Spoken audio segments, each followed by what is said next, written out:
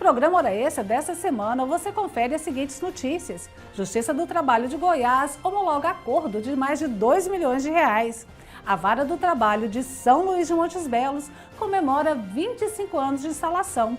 E no bloco de entrevistas, nós conversamos com o superintendente de Reintegração Social e Cidadania, que fala sobre profissionalização e o trabalho do preso. Aguardamos você!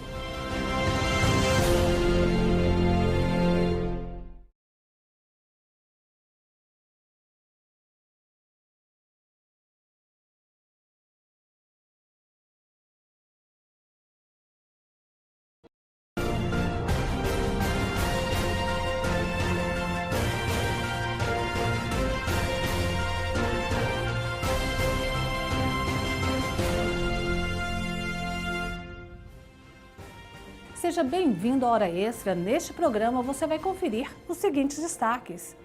A Justiça do Trabalho de Goiás homologa acordo extrajudicial de mais de 2 milhões de reais.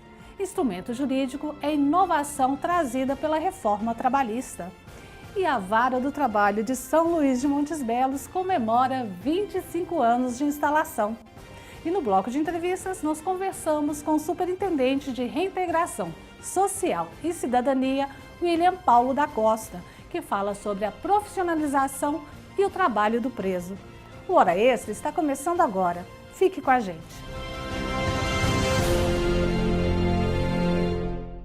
A Vara do Trabalho de São Luís de Montes Belos comemorou 25 anos. A jurisdição abrange 30 municípios e cobre uma região que se inicia no centro de Goiás e chega até a divisa com o estado de Mato Grosso. Confira. O evento comemorou os 25 anos da Vara Trabalhista de São Luís de Montes Belos. Estiveram presentes magistrados, advogados, integrantes do Ministério Público e da sociedade civil. Também foi inaugurada a restauração do prédio que abriga a Vara Trabalhista da cidade. A Justiça do Trabalho foi instalada aqui em São Luís de Montes Belos no ano de 1992. 10 anos depois, a Vara Trabalhista foi transferida para esse prédio, que agora passou por uma atualização. Bom, a relevância é em dar melhores condições de trabalho aos servidores e também maior conforto às partes, aos advogados, a todos os usuários que demandam os nossos serviços. Havia necessidade aqui de instalação de uma nova sala para conciliação, esse é o principal ganho em termos de alteração interna do prédio, além da necessidade também de reforma estrutural. Nós precisamos fazer toda a troca do telhado, que era um problema que era recorrente aqui no período chuvoso, além de dar toda uma melhorada na fachada, uma atualização. Foram investidos pouco mais de R$ 146 mil em uma ampla reforma, desde o telhado, passando pela pintura, fachada e a instalação de uma porta com detector de metais. Tudo para proporcionar mais conforto e segurança para os servidores, magistrados e, claro, para o público em geral. Então essa reforma ela foi importante porque há muito tempo isso não ocorria e ela está sendo inaugurada juntamente com a comemoração dos 25 anos de instalação da Vara do Trabalho de São Luís. A presença da Justiça Trabalhista é comemorada pelo prefeito da cidade. Na verdade, nos sentimos orgulhosos em ter a Justiça do Trabalho aqui na cidade de São Luís de Montes Belos e acreditamos que o que for preciso que a Prefeitura possa estar fazendo para que permaneçam, para que possam se expandir, colocaremos à disposição. A Justiça do Trabalho de São Luís de Montes Belos, além do próprio município, possui jurisdição sobre outras 29 cidades. Só em 2017, a Vara recebeu mais de 1.600 ações e solucionou 1.820 processos. Isso é considerável, isso é distribuído em várias cidades, não só aqui da região, mas a gente também abrange o posto avançado de Iporá. Então a Vara de São Luís de Montes Belos, ela responde tanto pelas cidades aqui do entorno, tanto quanto pelas cidades também que abarcam ali o posto avançado de Iporá, que vai até Aragarças, né, Caiapone, então uma região territorial bastante significativa e uma população considerável do estado. Um Um acordo extrajudicial foi homologado pela Justiça do Trabalho em Goiás e marcou o fim de um contrato de trabalho de 120 motoristas, que receberam mais de R$2 milhões. O instrumento jurídico é a inovação trazida pela reforma trabalhista. Depois de 15 anos de atuação no mercado, as 3 transportadoras e a distribuidora do ramo atacadista, comandadas por este empresário sírio, fecharam as portas. Por problemas de saúde, ele conta que decidiu encerrar as atividades das empresas, mas a grande preocupação era com a demissão dos empregados. Aconteceu já há muito tempo, eu estava cansado, estou com um problema na coluna também, e decidi para mim diminuir o trabalho, não é para uma vez mesmo, sempre estava o problema meu, meus funcionários mesmo, porque esses funcionários foram escolhidos de familiares mesmo, não foi assim contratado com RH qualquer jeito. Então estava procurando maneira para todo mundo sair satisfeito e não manda ninguém na rua, depois procura serviço, depois que tem gente que trabalhou 25 anos, tem gente que trabalhou 20 anos com a gente. Então eu procurei a doutora Eliana e ela me orientou que está saindo a reforma trabalhista para a gente ficar esperando mais um pouco para nós fazer esse acordo. E foi assim que nós decidimos. Para encontrar a melhor forma de fazer o acerto com 120 motoristas das empresas, ele procurou esta advogada. Ela orientou que fizesse um acordo extrajudicial com homologação da Justiça do Trabalho, para ter segurança jurídica. A novidade entrou em vigor com a reforma trabalhista no final do ano passado e evita conflitos judiciais após a rescisão do contrato. A única forma de obter uma quitação com eficácia geral e liberatória. Isso porque o acordo extrajudicial, quando não homologado em juízo, ele não teria essa eficácia. Eliane explica que entrou em contato com o Sindicato dos Trabalhadores em Transportes Rodoviários de Goiás para intermediar a negociação. O advogado do Sinditransporte disse que os motoristas aceitaram a proposta. Em fevereiro deste ano, a audiência de homologação do acordo foi realizada por este juiz auxiliar da 3ª Vara do Trabalho de Goiânia, no Tribunal do Pleno. O caso foi acompanhado pelo Ministério Público do Trabalho e o magistrado ouviu cada um dos trabalhadores. O valor do acordo entre as partes foi de mais de R$2 milhões. Com isso, os motoristas receberam todas as verbas rescisórias referentes a uma demissão sem justa causa, como aviso prévio indenizado, férias, 13º, multa de 40% do FGTS, além da liberação do fundo de garantia e uma indenização de R$1.000 por cada ano trabalhado. O acordo foi um acordo ético, sério, e o melhor é que todos já receberam e o acordo foi cumprido integralmente. Agora, os trabalhadores só poderão entrar na justiça contra a antiga empresa em caso de doença relacionada ao trabalho que for descoberta após o fim do contrato. O acordo também facilitou a recontratação de grande parte dos motoristas pela empresa que comprou os caminhões do antigo dono. Para obter isso, até é que o acordo, então, era essencial. Porque dificilmente uma empresa iria contratar, a empresa que adquiriu os caminhões, iriam contratar esses motoristas pelo risco da sucessão. E esse acordo foi um dos primeiros que foram homologados aqui em Goiás. O acordo teve um significado especial porque ele abrangeu um grupo de 120 empregados. E desses 120 empregados, 119 ratificaram a vontade em audiência e um que não compareceu, o único empregado que não compareceu, teve o acordo arquivado e agora ele pode tomar a providência que ele entender cabível, entrar com uma ação trabalhista ou simplesmente permanecer inerte. Este motorista ficou satisfeito com o resultado e já faz planos com o dinheiro da indenização. Olha, eu estou comprando um caminhão para mim trabalhar por conta própria. Eu não fui convidado para trabalhar nessa nova empresa lá que convidou a gente para trabalhar, mas eu não pretendo ir, pretendo trabalhar para mim mesmo agora. Eu fico feliz que os motoristas estão felizes, o mais importante. A maioria deles virou empresários, compraram caminhões. E também alguns deles, mais de metade, foram para uma empresa que foi indicada para contratar eles todos. Foram convidados todo mundo. E no próximo bloco, nós conversamos com o Superintendente de Reintegração Social e Cidadania, William Paulo da Costa, que fala sobre a qualificação profissional e o trabalho do preso. Voltamos em instantes.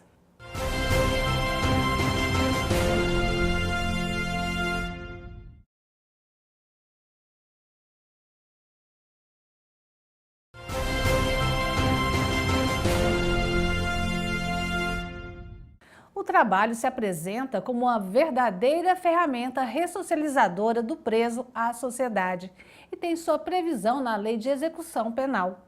A partir de sua promulgação em 1984, houve o aumento da preocupação com o investimento em medidas que visem a ressocialização e a reinserção dos apenados à sociedade. Uma das formas de proporcionar um retorno saudável do reeducando a esse convívio com a sociedade é por meio do trabalho, durante e após o cumprimento da pena. E para falar sobre a qualificação profissional e o trabalho do preso, nós conversamos hoje com o Superintendente de Reintegração Social e Cidadania, William Paulo da Costa. William, muito obrigado por sua presença aqui no Hora Extra. Eu que agradeço a todos que estão nos assistindo. William, para começar, eu gostaria de saber qual a situação da população carcerária no Estado. Quantos presos e quantos exercem atividade dentro ou fora da prisão? Hoje nós temos em torno de 20 mil presos em todo o estado de Goiás. Temos hoje 503 presos, especificamente exercendo a função de trabalho dentro da indústria que fica situada no Complexo Prisional de Aparecida de Goiânia. São presos que exercem essa atividade laborativa não só na colônia agroindustrial, mas também por meio de trabalho externo. Quantos, mais ou menos, fazendo trabalho externo? Hoje nós temos no semiaberto, nós temos em torno de 1.170 reeducandos no semiaberto, fazendo trabalho externo, nós temos aí em cerca de 70%. Que bom. Existe alguma qualificação profissional para os presos, para aqueles que querem iniciar algum trabalho? Uma das nossas metas da nova diretoria de administração penitenciária, através da Superintendência de Reintegração Social e Cidadania, esse diferencial que o Estado de Goiás tem implantado agora nessa nova diretoria, é justamente a capacitação desse indivíduo para que ele possa aprender uma profissão, possa exercer essa profissão dentro do cárcere e assim poder não só prover a sua família estando no cárcere, como também fora do cárcere. Então, não adianta você colocar ele para poder trabalhar e depois, quando ele sair, ele não vai ter uma qualificação técnica. Então, primeiro nós temos que dar capacitação técnica e depois... E essa qualificação acontece dentro dos presídios ou tem algum curso externo? A qualificação, ela acontece dentro e fora dos presídios. Hoje nós temos parceria com o Senai, nós temos parceria com o Senar, né? Ontem mesmo nós tivemos uma solenidade de abertura de um curso de capacitação do Senai para os presos do regime fechado em serralheria. Esse curso ele vai ter uma duração de 20 dias, vai ser diplomado os alunos, ou seja, os presos que fizerem esse curso vai ser diplomado. E com detalhe, esses cursos eles não vão ser feitos só dentro do complexo prisional, não. Hoje ele vai ser feito em Itubiara, inclusive no presídio militar para aqueles segregados militares que também fazem parte dessa população carcerária. Existe alguma diferença entre o trabalho exercido, a atividade exercida dentro e fora da prisão? Algum cuidado especial, alguma regra? Sim, a diferença para quem exerce essa atividade laborativa dentro da prisão, ela tem toda uma segurança envolvida nesse sistema. Então, ou seja, o reeducando, que ele faz parte do regime fechado, ele tem toda uma segurança envolvida ali sobre a questão da forma como ele exerce essa função. Porque dentro da indústria hoje, no sistema prisional, no complexo prisional de Aparecida de Goiânia, que é o maior que tem hoje no estado, nós temos serralheria, nós temos marcenaria, nós temos carpintaria, nós temos reforma de orelhões, que inclusive distribui não só a reforma, mas a fabricação para todo o norte e nordeste, praticamente para o Brasil inteiro. Temos tecelagem. Então, esse tipo de trabalho, ele envolve não só a mão de obra, não só a experiência do próprio reeducando, como ele tem também alguns tipos de ferramentas que nós temos que ter todo o cuidado, né? Até mesmo com os EPIs, com os equipamentos que eles usam para poder manter ali a sua segurança no trabalho e a fiscalização também. Já a fiscalização feita fora do presídio, que no caso é regime aberto e semiaberto, essa fiscalização ela é feita de maneira sistemática, né? Que é o quê? Que é fiscalizar em loco se o preso está trabalhando. Bom, o aumento da população carcerária, o número de presos, não tem diminuído a criminalidade no nosso país. Na sua opinião, o trabalho seria uma saída para a redução dessa criminalidade também da população carcerária? Porque hoje parece-me que o próprio STF está indicando o sentido de buscar alternativas para não ser esse regime de realmente reter a pessoa na prisão. A criminalidade, ela vem aumentando sistematicamente. A forma correta de poder estar combatendo isso não é só a forma direta, não é só o embate entre polícia e bandido, não é só a forma de segregação daqueles que cometem crimes. Hoje, o estado de Goiás, ele tem uma forma inovadora de quê? De humanização do cárcere. Esse é o projeto, humanizar o cárcere, porque não basta você segregar o indivíduo, você tem que pegar esse indivíduo e transformá-lo. Um dia ele vai sair, ele vai voltar à sociedade, ele não vai passar o resto da vida preso. Então, o que nós temos que fazer é o quê? É mostrar à sociedade que esse indivíduo, ele merece e tem uma segunda chance. Todos temos uma segunda chance. Então, veja bem, se nós colocamos esse indivíduo no cárcere e nós abandonamos, ele vai voltar muito, mas muito pior do que ele entrou.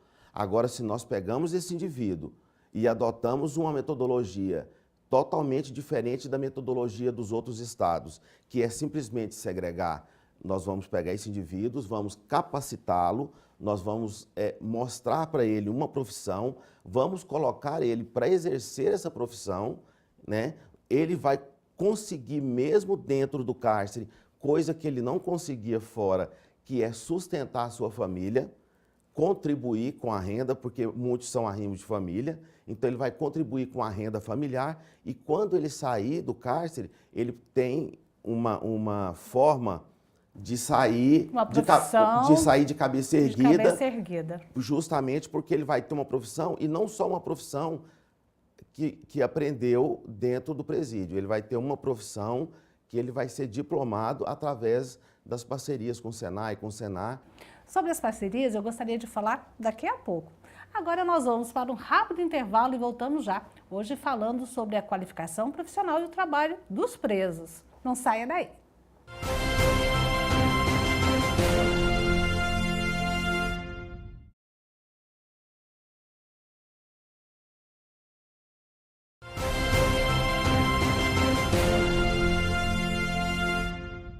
Ora, esse está de volta, hoje conversando com o William Paulo da Costa, que é superintendente de Reintegração Social e Cidadania, para falar um pouquinho sobre o trabalho que está sendo feito na prisão com relação aos presos que trabalham. William, justamente, nós estávamos comentando no bloco anterior sobre a importância do trabalho para a ressocialização desses presos. Agora, vamos ver uma matéria que fala justamente sobre a empolgação de alguns presidiários com o trabalho que realizam. Vamos lá? Neste galpão de confecção industrial, o ritmo de trabalho dos reeducandos do complexo prisional é puxado. Diariamente, aqui são produzidas 4.000 peças de roupa. Jaqueline opera as máquinas de bordados. Trabalha 8 horas por dia, de segunda a sexta-feira.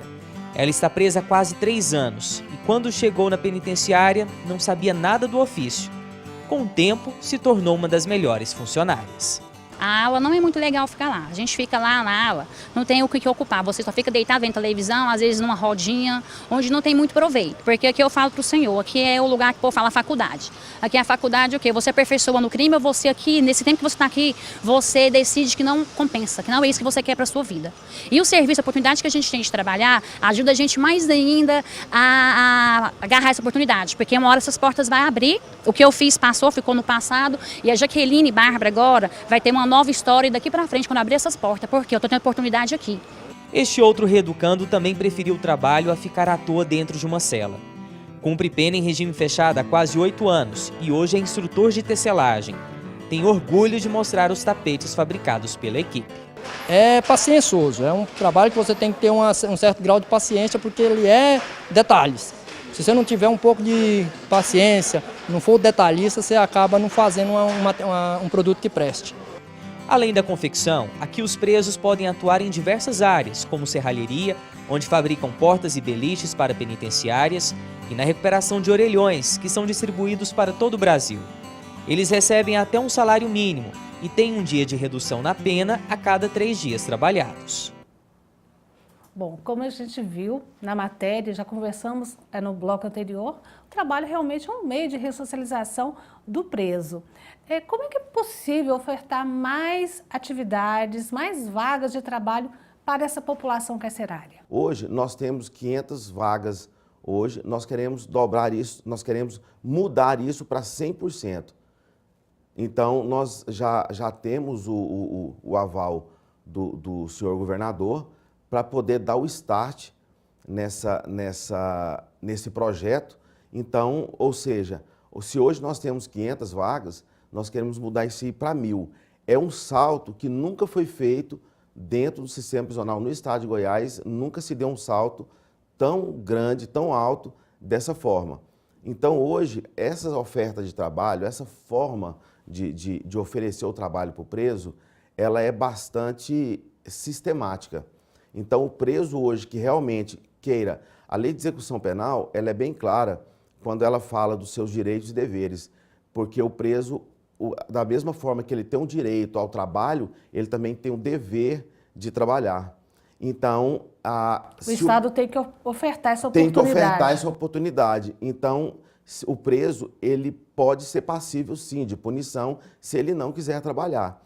E com detalhe, além de trabalhar, além de receber um salário, né, além de poder tá trabalhando e recebendo um salário, ele também tem a pena remida, ou seja, a cada 3 dias desconta um dia na pena dele. Com relação às parcerias também, há essa possibilidade de aumentar a oferta com parcerias, né? As parcerias públicos, privadas, que é o que a gente chama, elas existem e nós já temos vários projetos. Hoje nós temos em torno de 8 projetos com várias empresas que nós queremos colocar dentro do próprio complexo, mas temos que fazer algumas adequações, até mesmo por questão de espaço. Então, nós temos parceria hoje com o próprio Ministério Público, com o Poder Judiciário, com a Defensoria Pública, que tem nos ajudado sistematicamente nessa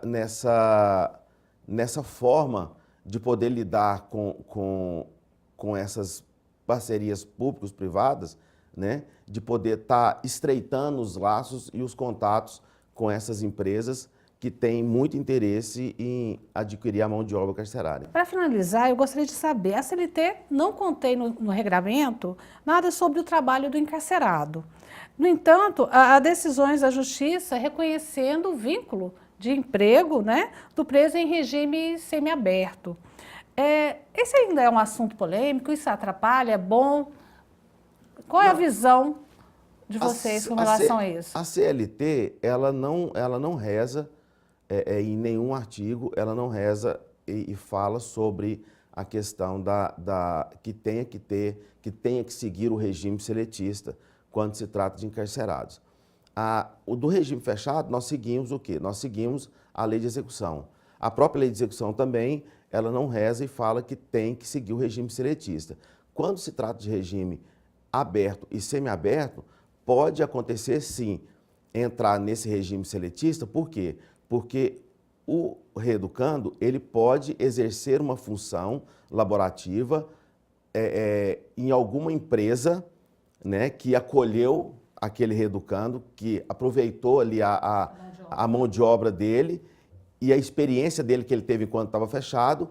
Então, ela acolheu aquilo ali e ele está trabalhando exclusivamente para uma empresa. Então, se ele trabalha para uma empresa, aí sim, essa empresa ela tem que adotar esse regime seletista, até mesmo para ter as suas garantias legais. Certo.